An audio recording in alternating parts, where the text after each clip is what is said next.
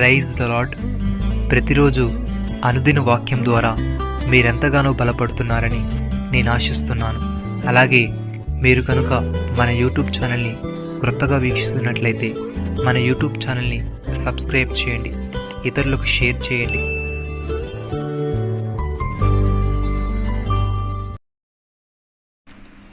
పరాక్రమశాలి కంటే దీర్ఘశాంతము గలవాడు శ్రేష్ఠుడు. పట్టణం పట్టుకుని వాని కంటే తన మనస్సును స్వాధీనపరుచుకునివాడు శ్రేష్ఠుడు. సామెతల గ్రంథము 16వ అధ్యాయము 32వ వచనము. ప్రియమైన సహోదరి సహోదరులారా, సొలొమోను ఈ విధంగా అంటున్నాడు, ఈ లోకంలో ఎంతోమంది గొప్ప గొప్ప పరాక్రమశాలులు ఉన్నారు. వారికున్న బలం చేత, వారికున్న జ్ఞానం చేత ఎన్నో గొప్ప గొప్ప కార్యాలు జరిగించారు. అయితే వీరందరికంటే కూడా దీర్ఘశాంతము గలవాడు, తన మనసును స్వాధీనపరుచుకునేవాడు శ్రేష్ఠుని చెప్తున్నాడు. భక్తుడి విధంగా అంటున్నాడు, నా ప్రియ సహోదరులారా, మీరీ సంగతి ఎరుగుదురు గనుక ప్రతి మనుష్యుడు వినుటకు వేగిరపడువాడును, మాటలాడుటకు నిదానించువాడును, కోపించుటకు నిదానించువాడునై ఉండవలను. ఎందుకనగా నరుని కోపము దేవుని నీతిని నెరవేర్చదు. అందుచేత సమస్త కల్మషమును విర్రవీగుచున్న దుష్టత్వమును మాని లోపల నాటబడి మీ ఆత్మలను రక్షించుకొనుటకు శక్తిగల వాక్యమును సాత్వికముతో అంగీకరించుడి. మీరు వినువారు మాత్రమే ఉండి మిమ్మల్ని మీరు మోసపుచ్చుకొనకుండా వాక్య ప్రకారము ప్రవర్తించువారునై ఉండి. ఎవడైనను వాక్యమును వినువాడై ఉండి దాని ప్రకారము ప్రవర్తింపని వాడైతే వాడద్దములో తన సహజ ముఖమును చూచుకొని మనిషిని పోలి ఉండును. వాడు తను చూచుకొని అవతలికి పోయి తన ఎట్టివాడును వెంటనే మర్చిపోను కదా. అయితే స్వాతంత్రమునిచ్చు సంపూర్ణమైన నియమంలో తేరిచూచి నిలకడుగా ఉండువాడెవడో వాడు విని మర్చువాడు కాక క్రియను చేయువాడై తన క్రియలో ధన్యుడగును.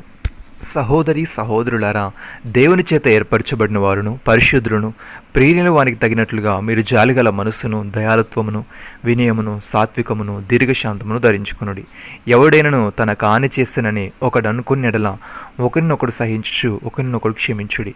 ప్రభు మిమ్మల్ని క్షమించులాగున మీరును క్షమించుడి. వీటన్నిటిపైన పరిపూర్ణతకు అనుబంధమైన ప్రేమను ధరించుకునుడి. భక్తుడి విధంగా అంటున్నాడు, మనుషుల భాషలతోనూ దేవదూతల భాషలతోనూ నేను మాట్లాడినను ప్రేమ లేని వాడైతే మురోగిడి కంచెను గనగనలాడు తాళమునయ్యుందును. ప్రవచించు కృపావరము కలిగి మర్మములనియు జ్ఞానమంతయు ఎరిగిన వాడినైనను కొండలను పెకిలింప పరిపూర్ణ విశ్వాసం గలవాడినైనను ప్రేమ లేనివాడైతే నేను వ్యర్థుడను. బీదల పోషణ కొరకు నా ఆస్తి అంతయు ఇచ్చినను, కాల్చబడుటకు నా శరీరం అప్పగించినను ప్రేమ లేనివాడినైతే నాకు ప్రయోజనమేమీ లేదు. ప్రేమ దీర్ఘకాలము సహించును, దయ చూపించును.